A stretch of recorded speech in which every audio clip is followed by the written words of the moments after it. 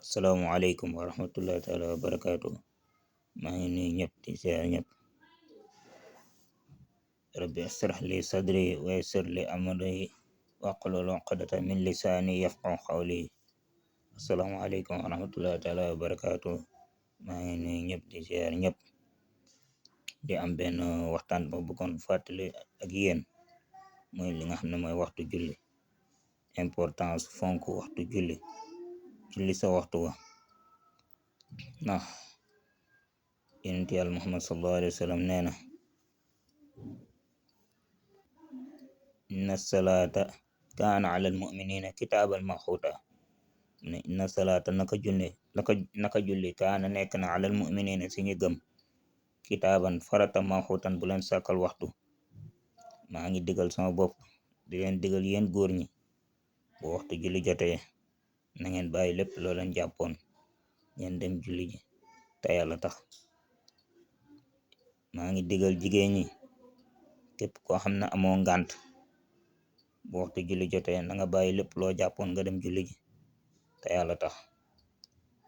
ndax tey julli tey mooy sunu invitation si yàlla. ku bëgg am jokkuwaay si yàlla fonkal julli. ku la gën a fonk julli gën koo jox cër moo la gën a kawe, moo la gën a am jokkuwaay sa yàlla. te julli mooy sunu invitation si yàlla,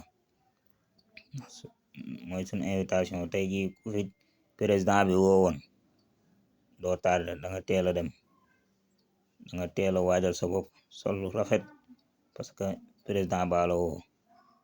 waaye ñun tamit kii nga xam ne moo gën a kawe président, kii nga xam ne mooy lam yelit walam yulat, kii nga xam ne mooy ahadun kenn lam yelit mu ne man juruma kenn walam yulat kenn juruma. kon kooku bu ñu woowee invitation war nañoo jekkal, war nañ ko teel a wuy ji balaa mu ñuy wute. ndax sama benn maam da daan wax mu ne kuy woote du wute. kon war nañoo gën a góorgóorlu si loolu. maa ngi digal sama bopp di leen digal di ñu gën a fonk julli. képp koo xam ne daanoon julli góorgóorlu nga dem di julli ji ndax jullikat am na solo. ndax yonent bi sallallahu alayhi wa sallam nee na, même alquran sax wax na ko.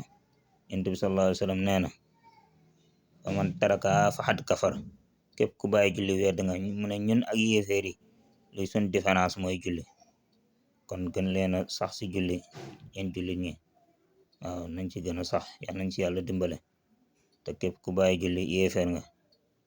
te yéeféer moom képp ku ko nekk yal nañ ci yàlla musal. ku ne xam na dëkkuwaayam, yal nañ ci yàlla musal.